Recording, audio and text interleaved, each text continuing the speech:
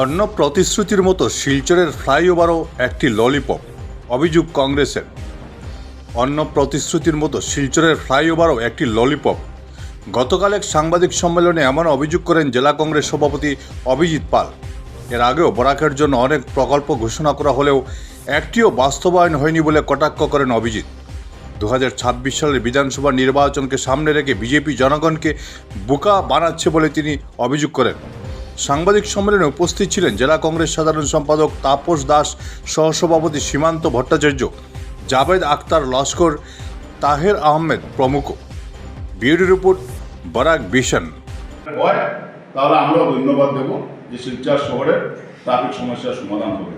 কিন্তু সেই ফ্লাইওভারটাও কি মিউজিয়ামের মতো হবে, জুর মতো হবে, আর সেই এলিভেটেড করিডোর শিববাড়ি রোডে এলিভেটেড করিডোরের মতো হবে যে শুধু ফ্লাইওভার 2026 নির্বাচনকে সামনে রেখে বরাক উপত্যকার মানুষকে, শিলচরের মানুষকে আবার নতুন করে একটা টুক দেওয়া হচ্ছে। আজকে ক্যাবিনেট মিটিং করার পর, ক্যাবিনেটে প্রস্তাব গৃহীত হওয়ার পর 2 বছর সেটা কোথায় ছিল, সেই প্রকল্পের কি গতি ছিল, সেই প্রকল্প নিয়ে কোনো ধরনের কোনো আমরা শব্দ শুনিনি, একটু শব্দ আমরা শুনিনি। যখন 2026 নির্বাচন আসছে, সেই নির্বাচনকে বরাক উপত্যকার মানুষকে আবারও নতুন করে একটা টুপি পিন্দানোর জন্য এখানে ফ্লাইওভারের উল্লেখ করা হয়েছে, ফ্লাইওভার এই বাজারে ধার্য করা হয়েছে। কিন্তু বাস্তবে করিমগঞ্জ মেডিকেল কলেজ, জু, বরাক নদী খনন, লজিস্টিক পার্কের মতো আমরা মনে করি যে হয়তো ফ্লাইওভারটাও সেইভাবে থাকবে, সেটাও আবার নির্বাচন যাওয়ার পর এটা হিম করে চলে যাবে। আমরাও বর্তমান সরকারকে আমরাও ধন্যবাদ দেব যদি যেগুলা প্রকল্প আপনারা ঘোষণা করে থাকেন সেই প্রকল্প যদি বাস্তবে যদি পরিণত হয়, সেই প্রকল্পগুলো যদি আমরা দেখতে পাই যে গত 5 বছরে বা 10 বছরে কোনো একটা প্রকল্প আপনারা পরিপূর্ণ করেছেন, বাস্তবে রূপায়িত করেছেন, সেইভাবে যদি আমরা একটা প্রকল্প যদি আপনারা দেখাতে পারেন, তাহলে নিশ্চয়ই আমরাও সেই সরকারকে আমরা ধন্যবাদ দেবো, সেই বিধায়ককে ধন্যবাদ দেবো, মন্ত্রীদেরকে আমরা ধন্যবাদ দেবো। তাহলে শুধু প্রতিশ্রুতি দিয়ে যাচ্ছেন, প্রতিশ্রুতিটা বাস্তবে কবে পরিণত হবে।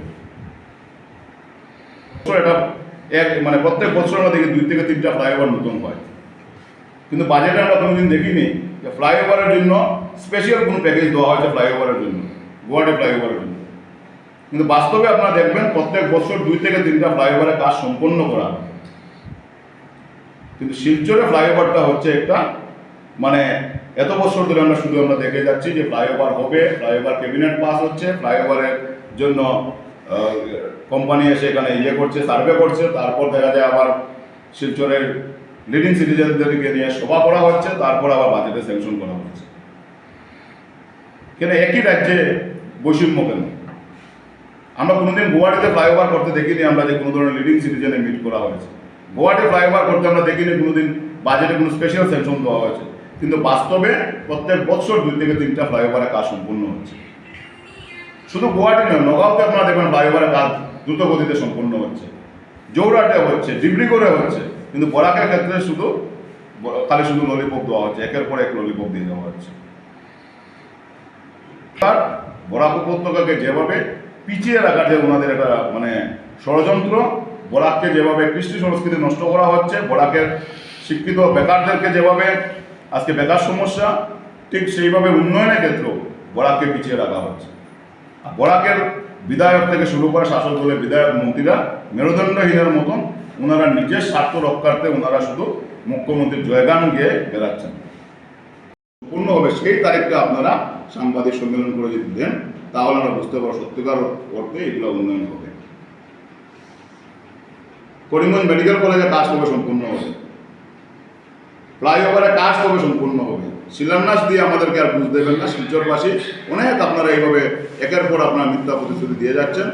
এলিভেটেড করিডোরের কাজ শিববাড়ি রোড কবে শেষ হবে, মানুষ কবে শান্তি পাবেন, সেই শিববাড়ি রোড থেকে শুরু করে কালাইন রোডে মানুষ কবে ভালোভাবে যাতায়াত করতে পারবেন, শিলচর শহরে পানীয় জলের সমস্যা কবে সমাধান হবে। আজকে একটা ঐতিহ্যবাহী শিলচর সমষ্টি, সেই শিলচর সমষ্টির বিধায়ক আজকে উনি অর্থমন্ত্রীকে খুশি করতে গিয়ে উনি আপাদমস্তক নারী বলে উনি সম্বোধন করলেন। তার মানে কি আসামের যে বাকি নারীগুলো আছেন এরা কি অর্ধনারী? লজ্জিত হয় আমরা এই শহরের বাসিন্দা, এই শহরের নাগরিক, আমরা এই শহরে একজন জনপ্রতিনিধি গিয়ে শুধু খালি অর্থমন্ত্রী আর মুখ্যমন্ত্রীকে খুশি করার জন্য কি শব্দ ব্যবহার করে থাকেন উনি নিজেও বুঝতে পারেন